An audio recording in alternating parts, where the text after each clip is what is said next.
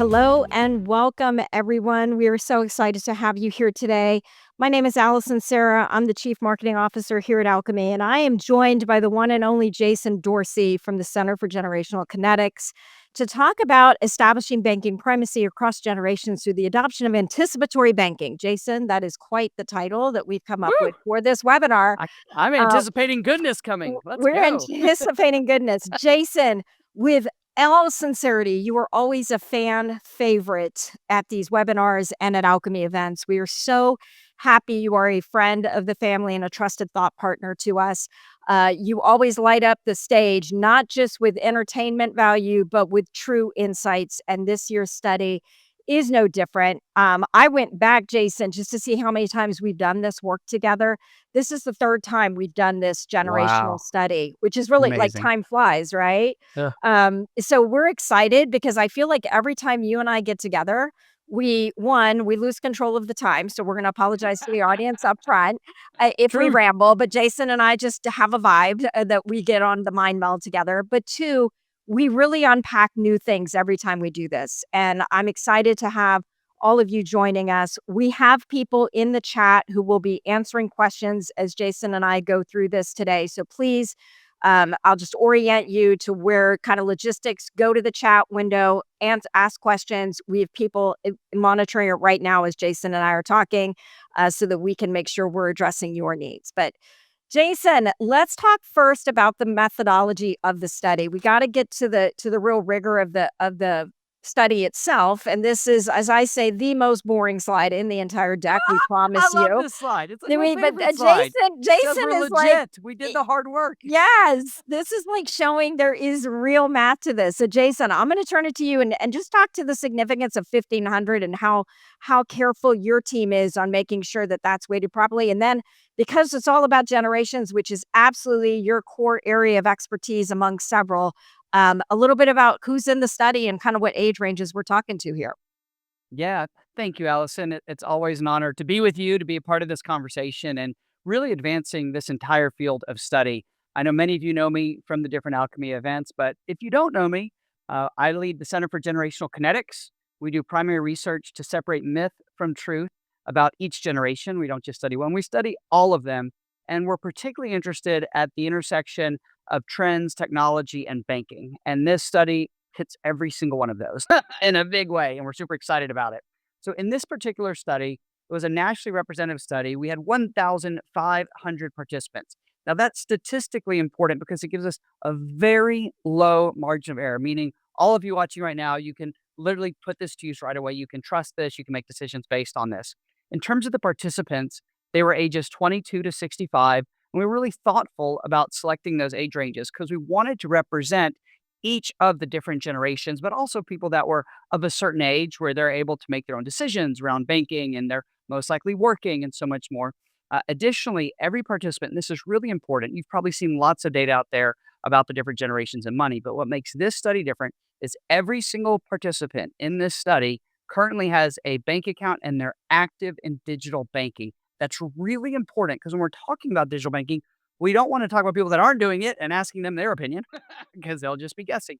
We want those who are actively doing this. Now, quickly, let me walk you through the generations. So when we think about the generations are included, we have Gen Z, who's roughly 22 to 29. Now, for all of you watching right now, it's important to know that sometimes people say, oh, Gen Z is so young. Gen Z is the fastest growing generation in the workforce today. They are also the best indicator of future trends. So if we want to see where things are going, we want to look at what Gen Z is doing today. So we have Gen Z in the study. We have millennials. Now you'll notice we separated for this particular purpose. We separated younger millennials and older millennials. And I would encourage all of you to do this when you think about your members or your customers, because older millennials and younger millennials are at a different life stage. And we see some pretty substantial differences there. That's why you'll see us do this. It can sort of get lost by total with millennials. And then Gen X, we want to make sure to include those at really a career defining time. Many of them are deciding in the next 3 years, do they stay where they are and finish out their career? They're also often taking care of aging parents and navigating kids in their career. A lot going on with Gen X, and we want to be sure to include them because nobody else does. They're That's so important. exactly right, Jason. Thank you for having Gen X's back. Gen X in the house. All right, we love Woo! Gen X. We need y'all desperately. And then we have baby boomers. And as you'll see, their ages in this particular study, 60 to 65, because we want to understand boomers as they're driving so many of the trends down, particularly as the wealth that they have in their household. So there's a lot going on there. When we talk about inheritance and the future of different generations, often it's sort of this effect where it goes from boomers all the way down. And I just want to call out one other thing.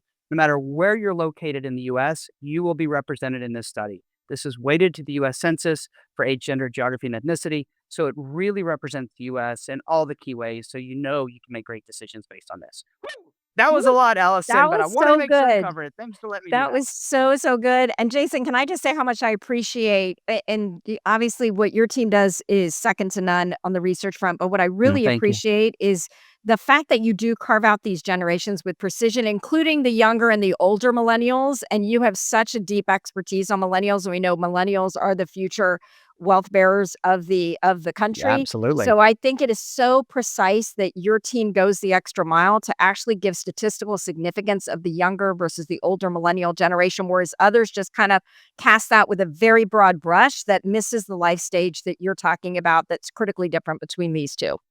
Yeah, So, absolutely. And it's a missed opportunity, but 30-year-olds are very different than 45-year-olds. oh, And the more we 100. can get into that data, the better it is. So glad to be able to do that. You know, we love this work. It's a ton I of fun. love doing it. All right. So, Jason, let's jump in. So, the question is, why now? And there's this little thing that's getting a lot of media attention. It's called the generational wealth transfer. We read about it, and depending upon who you see or what you read and what you believe, there's some 84 trillion is going to be transferred between now and the year 2045. So, the next 20 years. Some are suggesting as much as 16 trillion is transferred in the next 10 years.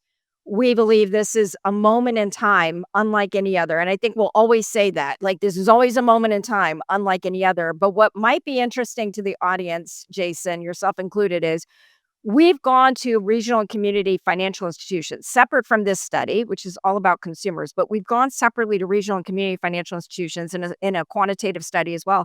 We've asked them how many of them think that the great generational wealth transfer will have an impact, a significant impact on their business in the next few years. And 60%, give or take, say that it will. And while you go, okay, that's a majority, what I love to joke about is that's the same percentage of consumers that preferred the taste of new Coke to classic Coke. For those of us, if you know, you know. So you can, it's kind of within that 50-50, right? And That so was I a very think generational comment, by it's the way. very generational X of me to bring up classic Coke and new Coke, but if you know, you know, and if you don't, Google it later. The point being 60% isn't exactly a landslide, which means that the people listening right now, if number is right, half believe it's going to affect them and that the generational wealth transfer is real and it's going to impact them.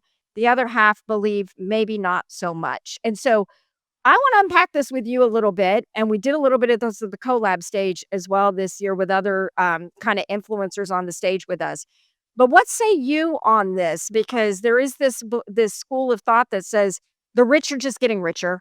90 plus percent of that is being transferred from the ultra wealthy to the ultra wealthy. 10% is going to quote everyday Americans, which is still over, close to $2 trillion, but I digress.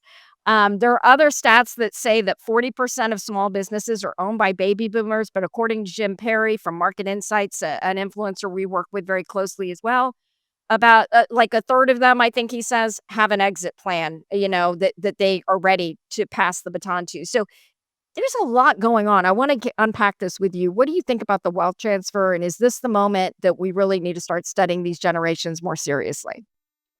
Yeah, absolutely. I think at the end of the day, there is no doubt that there will be a massive transfer of wealth, without question. And whether you're a generational researcher like me, a demographer, a social scientist, and the reason is there's just a lot of wealth held by older people in the US, like full stop. And that money is going to go somewhere. Now, in the study, we found that 37% across all the different generations expect to receive some type of inheritance in the next 10 to 20 years. So that's almost 40%, almost 4 out of 10. The key is you've got all this money that's locked up that's going to be, shared. However, and this is the part where I think people struggle, there's an assumption that those receiving the money are going to behave in the same way of those who are giving the money. And I think that's actually the gap. That's the risk. That's the thing that gets people to sit up and go, well, of course they're just going to stay with my RCFI, or they're going to just stay with us. Well, the reality is that may not be the case. And so being aware that this is going to happen, understanding when you think about your customers or members, like what are the age demographics there? Where is the wealth being held? Are there children and their children's children with us? Like all of those sorts of things are going to have a massive impact on how and where that money flows over the next few months. By the way, this is not, hey, pie in the sky. We're talking the next 5 to 10 years. There's Right. going to be a massive wealth transfer. Some of that is planned, by the way, and a lot of it is still unplanned. It's going to be really wild. And to your point, the study also showed that 48% of digital banking Americans bank with a financial provider because it was recommended to them by a friend or family member, but that number is as high as 68% among Gen Z. So when we think about this tipping point of the wealth transferring from boomers to millennials and ultimately Gen Z, this is a pretty big opportunity for regional and community FIs to play offense. Do you agree with that? To basically, given that many boomers tend to over index with regional and community FIs. So you could look at that as a potential threat because the wealth is transferring, or you could look at that opportunistically to say if the friends and family recommendations prevail, especially among Gen Z who over index on this one, as much as 68% of them say they bank where they are today because of a friend and more likely a family member Mhm, recommending it to them. mhm. Yeah, it's a great point.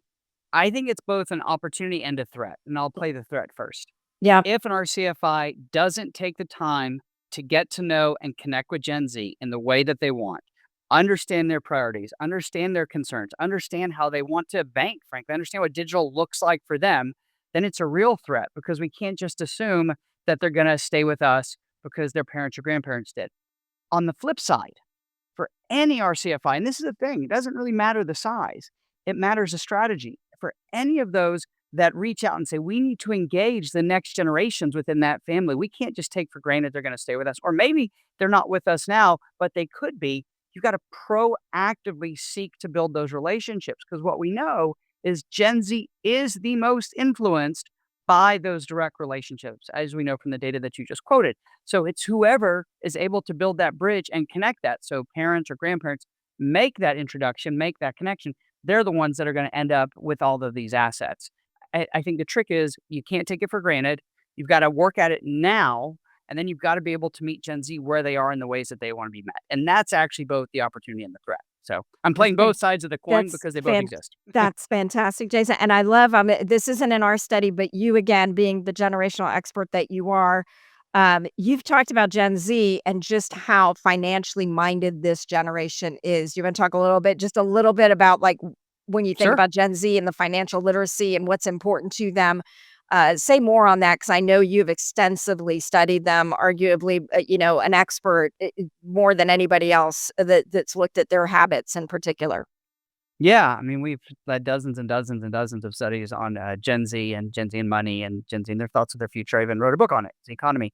When we think about Gen Z, what's often not talked about, unless I'm speaking at one of your events, is that because Gen Z went through COVID and they went through this period of massive instability where everything was turned upside down, right? They had career plans, those were gone. Education plans, those were turned upside down. Relationship, like all of these things changed, right? And then it stayed that way for quite a while. What we see that nobody's talking about is Gen Z deeply wants stability. They really want that. Now, where are we seeing that play out? We're seeing that play out as Gen Z attempting to be savers. They're having emergency accounts. They're doing all these things where they're sort of holding away money in different places so that if something happens, they have that as a backup. They have it as a safety net. They'll get money for their birthday. They'll put it away and then come back to you and ask you for money. And and we see that because what our research also shows is Gen Z doesn't believe that Social Security will exist for them, not the majority of Gen Z. So that's one. They don't think they'll be able to work for a single employer for their whole life. They'll probably work at 5 to 7, if not more. So the world that they're entering when they think about work and adulthood is very different from prior generations, right? They don't think not only Social Security will exist, they don't think Medicare will exist. Like, these are real things. And a large percentage of Gen Z expects that they will have to financially take care of their parents. So when you put all that together, they're very financially minded. They're really into savings. They really hate hidden fees. They want transparency. They want simplicity. They want a user interface around that that reminds them of all the consumer type of tech that they use. I mean, this is a generation that is really, really, really into money. I mean, it's incredible. Now they're entering the workforce later, which we all know, But as they begin to accumulate that money, they're very thoughtful about way more than people think. And by the way, it doesn't always show up because they've got it holed away in all these different accounts. But Right. for any RCFI that takes Gen Z seriously, you will find a very loyal generation of customers and of members that is deeply interested in banking because they know, and this sounds terrible, but they know that they may not be able to count on any of these other promises historically to meet their financial needs. I happen to think that's pretty exciting because we're seeing an increased focus on self reliance, but it is also a big change. It's so interesting because one of our former studies that we've done, again, knowing this is the third one, I want to say one that we did circa 2022, right on the heels of the Great Resignation. We asked these generations if they would seriously consider a career with a regional or community FI if all else was equal. And FIs at the time were shocked to learn that 60% of Gen Z said they would absolutely seriously consider a career. And to your point, the reasons when we unpack that with you and the team, obviously, they love the community approach that these regional and community FIs are known for, but what really stood out from this, from the other generations, was they wanted the master class in being a finance expert. They wanted to understand how to better manage their money, and that was a benefit that a regional or community FI could offer to a Gen Z that, say, a big tech company couldn't offer them. So to your point, they are very financially minded, and don't count them out. Don't sleep on Gen Z, thinking again that they're just the young generation. This generation is poised to be financially very independent, far more than what we've seen previous generations get ready for. Yeah, and I think on that note, because I remember that study, the when it came to the RCFIs, Gen Z was the number one generation that wanted to work Correct. at one of these financial institutions, and I think that's really important. The other ones still generally said yes, but Gen Z, more than anyone else, just sort of reinforces the idea that they wanna be close to money and understanding how it works, so huge That's opportunity. I'm very excited about them. great memory, Jason. You're absolutely right. All right, so we gotta go to one of the key findings. The one of the Da, da, da, debates and the da. topic of the industry is primacy dead? We know that the financial relationship is now shared amongst multiple financial providers, and consumers obviously have more choices than ever before and are choosing multiple providers to serve their needs. Um, the question becomes, is primacy dead? The spoiler is we don't believe it is dead, but it certainly is different than it's been in years past. Meaning, when your team asked these consumers, how do they determine when and how a financial provider becomes their most preferred or their ideal provider? What we heard when we asked them series of options they can choose, everything from convenient branch locations and customer service and chat capabilities and direct deposit and the most savings that I have, and the beat went on. There was multiple options. Was it's where I do most of my digital, online, or mobile banking. That's statistically tied for number one with where they use the debit card the most. So, Jason, had we asked this question several years ago, it likely would have been and was for many years direct deposit, right? Other studies show that over and over. In fact, when we've gone to regional and community FIs, many still believe it's direct deposit. What our study found is no, it's that quality of the digital banking relationship. So, was that surprising to you? Was that interesting to think about primacy kind of taking a different definition in the way we've looked at it historically? Yeah, I mean, it was surprising, and at the same time, sometimes you find things you're like, "Well, of course that's the answer." Right, But you right. don't know that when you do the study, that's why it's good work. So when we did the study, we gave them a very detailed list of options, and the fact that we see something like it's where I do most of my online or mobile banking just really speaks to how people engage with RCFIs today. I mean, that's just the bottom line. When people think about banking, and I'm a behavioral researcher, it's so funny. Sometimes people are like, "Oh, they think of the branch." No, they don't. They don't think of the branch. They think of the thing that's on their phone, like mine's right here, right? Like, this is where they wanna go and do all of what their engagement is with their money, with their banking, and so forth. This is really important because we haven't seen it at this level in terms of this high of expectation, this much engagement, and really defining a relationship through a digital channel ever before. Like, this is very new for us. I'm super excited to do this again year after year because we think there's going to start to be more separation. Right now, it's been ascended, right? It's what's moved up to the top. but you're going to see more separation. I mean, if I remember, I think direct deposit wasn't even in the top 5 this year. Like, it's Right. pretty incredible to see how the use case has fundamentally redefined or repositioned what relationship means. And I just think that's so important as we think about what we need to do moving ahead. Because if I'm defining my relationship based on digital, that changes everything. Changes what should be most important, where I should invest, what success looks like, how often I need to innovate around that, all of those sorts of things. And I don't think it's a higher threshold overall. I think, FIs have always had to innovate. It's just what direction do we need to innovate? And now we know, at least from what the data tells us, which, that's what I do. And Jason, it's official. We have something that all the generations can agree on. Hallelujah. And that is it's where I do most of my online or mobile banking because I think there's also this notion that if you're a baby boomer, you're basically still working off of an abacus somewhere to, kind of do your math. And it's like, no, baby boomers are equally interested in that convenient experience from the convenience of their home, from their mobile device. And it's something we saw across the board, whether, from the boomer to Gen Z, we saw this was a key finding in the study. And even better, Jason, I know you love the wow stats, and thank you for those because I find your team always gives these interesting kind of either mythbusters or wow stats. One of the questions found that 50% of all digital banking Americans in the study said they would switch providers if another company offered a better digital banking experience. But here was the kicker that was really the wow stat: 31% already have. So a third of them basically have said, I've already switched because of a better digital banking experience. So if that does not define what primacy is, or when they think about what is most important to me when I think about a primary financial institution, to take the energy and the effort to actually switch or to set up something with another provider in a main relationship, for a third of the panel to say, I've already done that, I think was one of the more surprising stats in the study that certainly seemed like, wow, I knew there would be some. I didn't expect it personally to be quite that high. Yeah, and that's across generation. I mean, that's what I Right. love. Sometimes, people are like, oh, 30% or, a third, roughly 31% doesn't sound like a lot. That is a lot. If Yes. one third of your customers or members left, that's massive. These are huge numbers. And in fact, one of the ones that I like was that 70% of digital banking users, again, this is across generations, believe the quality of a provider's digital experience, that overall experience, signals. Now, listen for this: how much that institution truly cares about its account holders.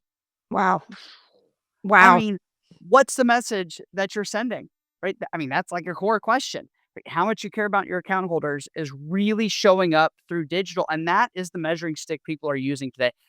I think that's going to be shocking for a lot of people watching right now, but that is incredibly important.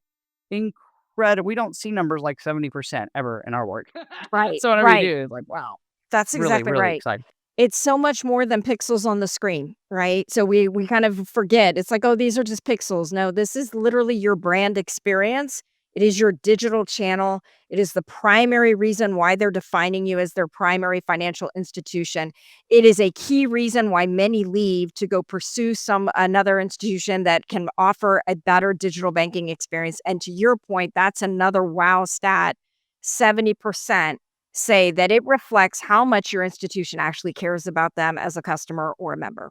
These are like this is the gold in the study that you and your team find, and we're just like, this is why we get excited, Jason. This is why you again, a Well, we never know reminder, what we're you going to find. go to That's the what makes it chat, fun. ask questions.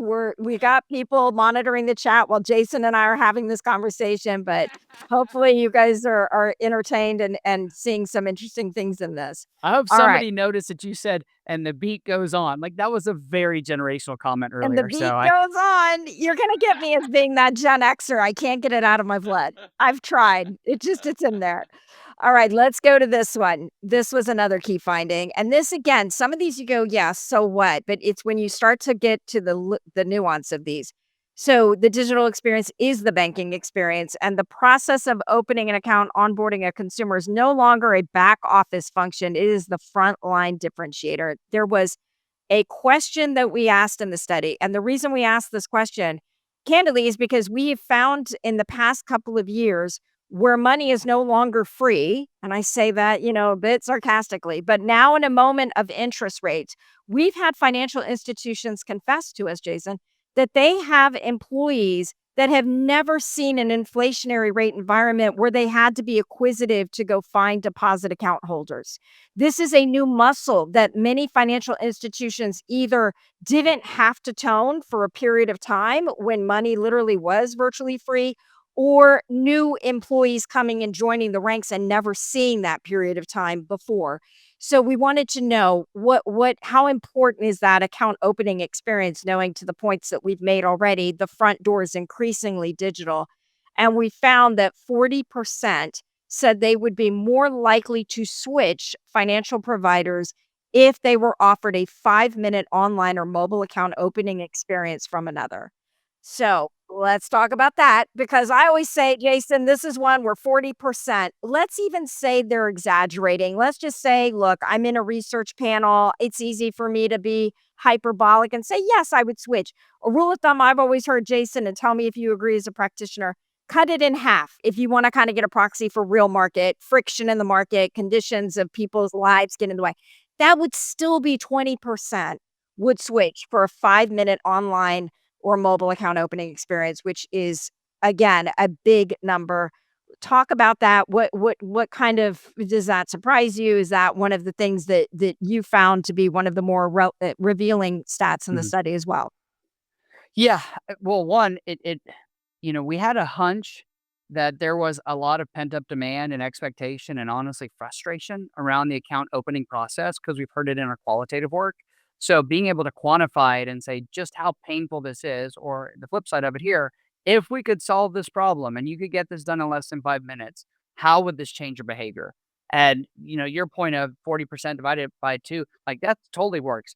I mean, the margin of error on the study is less than 3%. Like Right? these numbers are really big, and I'm gonna probably get in trouble, but you know me, I speak at all of these banking conferences, and people Yeah. tell me, "Oh, our digital is so good and it's so easy." I'm like, "Okay, ask somebody to go open an account. Somebody who doesn't know how your site works, somebody who hasn't been on your mobile experience, let them just try it and go open, and you see how long it takes." And to me, what people don't realize is this 5-minute hurdle is one of those gates that if you can beat it, if you can truly make this happen, it's a game changer, right? You work so hard as a financial institution to try to get people excited to open an account. You do all these things, right? I mean, advertising, you put community events. I got a million things you got. You're sponsoring the softball team. I got it. And at the end of the day, the moment of truth is, are they going to open that account? And then Yep. they get there and 10 minutes in, they're not done and they're going, "This is ridiculous," right? That we have a pain tolerance, and apparently for a lot of people, it's 5 minutes. So, Right. yes, I think if I could get people to do one thing from the entire study this year that we led together, it is, can you confirm that they can open their account in less than 5 minutes? Do you have that seamless, easy, intuitive account opening experience? Because that is what people expect today. I'll probably get in trouble again on this one, but I can go online and buy a car right now faster than I can open an account at a lot of banks. I mean, Yep. apparently I could even go buy a rocket ship if I want online. But my point is, like, this is a solved problem. And if you haven't solved it, you are just creating a problem. That's That's and Jason being very direct. And I love when Jason is very direct, and I'm gonna piggyback on what you said, because you called it a moment of truth, which I think is very, apropos in the wording on that. Because what it's also signaling, because I think we can all go, 5 minutes, what's the big deal, Jason? So it's 10 minutes, so it's 15 minutes. I think the point that also is revealing, and it's kind of, I'm interpreting this from lots of data points in the study, many of which we've already covered on the digital banking experience and how important that is to these consumers, is you're sending a signal, whether intentional or not, as to what the quality of the digital banking app will be once they're through that digital front door. So you may have the best digital banking experience in on the planet, but if that account opening experience that is digital, that is one experience to that consumer who doesn't see these as stovepipe technology stacks behind the scenes, nor should they, what message are you unintentionally sending by having a clumsy experience on the account opening side that's digital, and what signal are you sending to what your real digital banking experience might be? What perception does that send? And knowing how important that is to them for their primacy and other reasons, that could be just enough friction for them to say, wow, if it's this difficult to open an account, what would it be like to actually engage through this digital banking app after the fact? Yeah, and that I think, the way I like to think about it is our CFIs and just financial institutions in general spend so much money trying to get people to this point. So much money. I mean, the marketing and advertising and everything else to get to this point, and then they fall down. I mean, this initial experience is the entire experience. It sets the tone, it defines what normal looks like. Oh, this is going to be great. This is easy, or this is terrible. And if it's this terrible right now, it's only going to get worse. And I just think so often we don't fully appreciate that, but, think about it like anything else. It's a first impression. I mean, That's it's the right. first real moment where we're gonna see what is something really like to have that experience. So, yeah, I cannot triple underline this enough. If there was only one thing that I could harp on for this entire time you and I get to talk, it would be, can you make that digital opening experience less than 5 minutes? Can you just Exactly. really orient you've heard me say this, Allison, because I say this, a lot when I'm speaking, is this idea that it's we've gotta be sort of mobile first and all this stuff. We don't think that works anymore. You really gotta start with mobile only. You gotta start with a much higher expectation as what you're trying to set rather than, "Oh, people will deal with it because if they wanna bank with us, they just gotta do that." Those days are gone, and they're Yeah. not coming back. I mean, And that's just the and truth. and one thing I know that the, FIs listening to this are probably scratching their heads is saying, "Okay, great, Jason and Allison, we're gonna go try to find the five-minute experience to compete with the neobanks, but now you've opened the door to fraud risk." And I'm not gonna unpack because this isn't a commercial, but here is a shameless plug. It does not have to be a choice between fraud mitigation and a more elegant, intuitive onboarding experience. You can have both. You just need the right solution provider. Talk to Alkami. We might have a little product solution we just acquired in Mantle that can solve that problem. So, but this was one of the key findings in the study, and I agree with you. It's all about setting the right first impression and being acquisitive in a deposit environment and an interest rate environment where you have to be acquisitive, not just on cross selling, but on new account holder relationships. So, Yeah. love I'd that. love for people to see opening the account as a marketing experience. Yes. Like, wouldn't that be something? Yes, That gets me agreed. fired up. I know, right? All right, Yeah, I'm so trying to be let's calm, but, I'm getting excited here, so I gotta be careful. I've got yes, more to cover. I love it. Okay, so this is, the I think our last key finding, and that is we just talked about, primacy and engagement. We talked about the onboarding experience. Once you've onboarded them, once you've engaged them, how do you grow that relationship? Because now this is about cross-selling, this is about expansion of wallet, once they're in the door.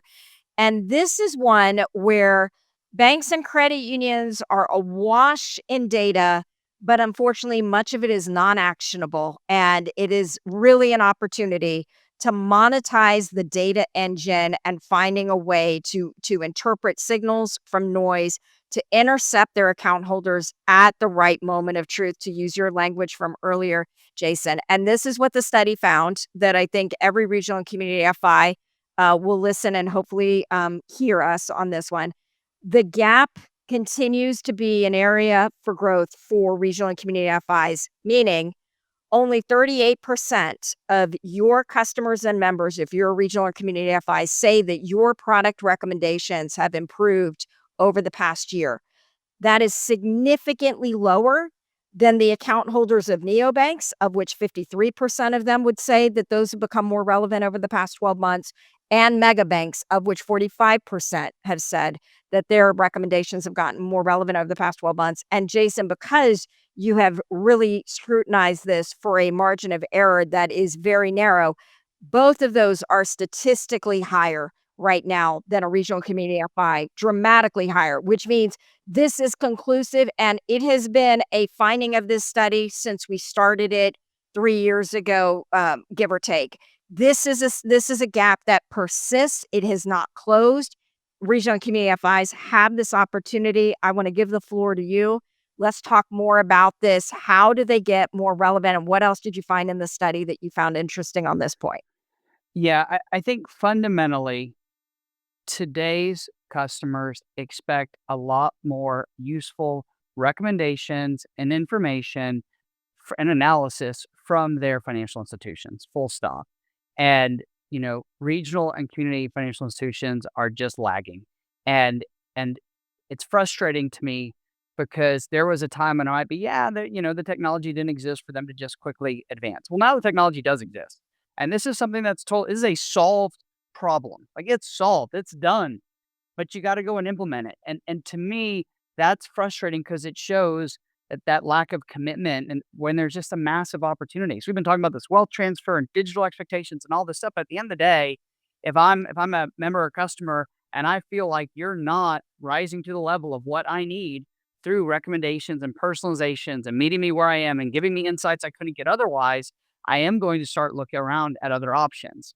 And RCFIs just continue to lag in this space, and it's a solved problem. So, these recommendations take a lot of forms and they can come at lots of different times in the financial journey. But the bottom line is, and I'd ask everybody on today to do this, when you're thinking about that customer or that member, that person that you're seeking to serve or their family, are we giving them the recommendations they need when they need them? Are we helping them to make better financial decisions? Are we helping them to see things they may not see? Because if not, we are not fully serving their needs.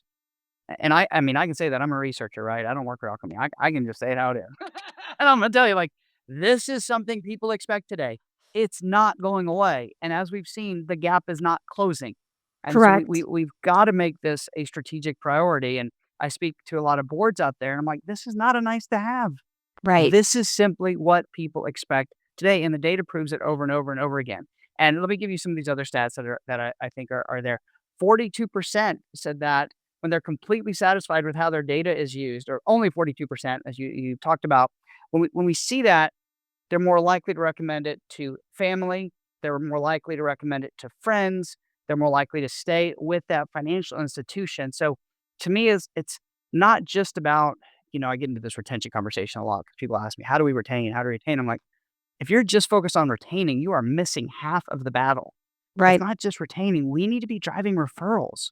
We need to be getting people out there saying, wow, I'm at lunch today and I had such a great experience working with my financial institution. I got to tell you about this. Like that should be our goal. Should be growth, not just keeping people from leaving. So this is a big one to me because this one is solved by technology. And interestingly, some of the work that we do requires real culture change. This is not one of them. This is not. This is a technology solution to a human problem, and we need to solve it. Don't get me on my soapbox now, Agreed. Allison. Jason, I'm gonna pour some fuel on your fire because this is the part of the relationship that regional and community FIs, this has been their bread and butter since their existence, which is they had deeper relationships with their account holders, more intimate relationships, understanding of their account holders. And in an analog world where a lot of those interactions happened in a branch or happened in a call center, that was where regional and community FIs really just showed who they are at their core, which is people first who care about the people behind the account balance. And this is their destiny. This is their birthright to take this technology and replicate what they've done so naturally and effortlessly in who they are, replicating that in their DNA digitally. And I would also tell you one other stat from the study to your point around this is not going away. In fact, the bar is getting higher. We had 46% of the consumers in this study said they wish their primary financial provider did a better job anticipating their financial needs and goals. That is even as the utmost highest step of personalization. Because personalization can be, hey, you just happen to know that I'm in the market for something, so you're offering me something that I might be interested in. But for you to anticipate what my needs are before I might even know that I have that need, and I didn't even know you offered something like that, let alone that I needed it. That's the highest form of personalization. That's when lives get changed. That's when economies get built because that's when financial institutions do what they do best and use the data as the weapon in their arsenal to actually drive deeper, more human connections, but doing that at massive scale. So I agree with you. This one is one that I'm like, please. And again, Alchemy has solutions on this front as well. We're obviously very passionate about it. We made an acquisition at Segment a couple of years ago because of this, because we believe so fundamentally that the data informed digital banker is the persona of the future in this industry and will really start to separate leaders from the rest. Yeah, and if I can just add, a perspective to that from a behavioral lens, when we think about our closest relationships, and if we want to look through the RCFI lens, we can. If you think about those most trusted relationships, at the end of the day, we can say they know us well. They know us. They see what's going on. They get us. And that's what we're trying to do here through technology because that's the medium people expect it now. And we want to feel like, wow, they really know us. They're making those recommendations I need. And technology is the way that we do that at scale. That's what's happening because that's where they're engaging. So it's fundamentally, from a DNA standpoint, it's not different than what any RCFIs have done. It's just moving to the modality that is where their customers or members are today. That's all we're doing. We're just shifting it so it works at scale to drive the same deep, deep level of connection. Yeah. Yes, I'll get Agreed. off my soapbox now. I'm done. I'm done. I love it. I love it. There's so much more. This is okay. So we're at the end of our, kind of the key findings, but we're not quite done yet because we have a poll. We want to find out if you want more information from Alchemy or from Center for Generational Kinetics from Jason and team. Complete the poll. Let us know how we can be of greater service to you because that is what we're here for. And here's how you can take action. One, we've got a QR code that you can scan to get the report. We have only scratched the surface in this, webinar today on what is in this report. There's so much more in here, but we've just tried to give you we just tried to give you a little tasting of some of the key things. We definitely would encourage you speak with Alchemy about the tools that anticipatory bankers were moving into this field of anticipatory banking where we basically anticipate the needs and the goals of the account holder before they're even expressed or even know that they're needed. So this is kind of the new wave that we are fundamentally passionate about here at Alchemy. We have our LinkedIn newsletter, the Digital Bankers Digest, that you can sign up for. And we encourage you follow us and Jason and team on social media. And if you would like Jason to speak at your event, I cannot recommend him more highly. He is amazing, highly educational and highly entertaining, and the audience, I promise you, a crowd pleaser every time. So for those of you listening, we're like, wow, I'd love to get more of Jason. Please reach out to him on social with Alchemy's highest endorsement on that front. Jason, anything else you want to say before we wrap up today with the team? Yeah, I think what's sort of on my heart right now as I listen to this, our last comments here is, I'm deeply passionate, maybe too passionate about this industry because, as you know, I've been, somebody who's benefited from both regional and community financial institutions for more than 25 years. Like I care deeply about this personally. My family does as well. We've been there, and many of you watching right now, like the heart that you bring to what you do, the service you bring to what you do has helped families like my own. So we care deeply about this. And I really view the research findings this year as a rallying cry. Like this is our moment to sort of step forward and own this space and be the people that say, yeah, we can make this happen in our financial institution because we need that catalyst. We need that person. And so please reach out. If you just have questions, reach out to us, reach out to Alchemy. Like this is a conversation, not a presentation. And we really want to be here for you on this journey. And I care deeply about this personally. So on behalf of me, and my family, thank you as well for the important work you do in your communities. It really does impact families like my own. So thank you for that. Oh, Jason, you always give all the feels as well as all the great insights. So thank you for that. And thank you to all of you for joining. And for Alchemy clients out there, thank you for giving us the privilege and honor of serving you. We say we have the best client community in the industry, the most progressive financial institutions we are truly fortunate to work with every day. So thank you for trusting us with your time today and for downloading the report. And more importantly, thank you for trusting us to serve your needs. We're humbled and honored to do so. And on that note, I hope all of you have a great day. Thanks again for joining.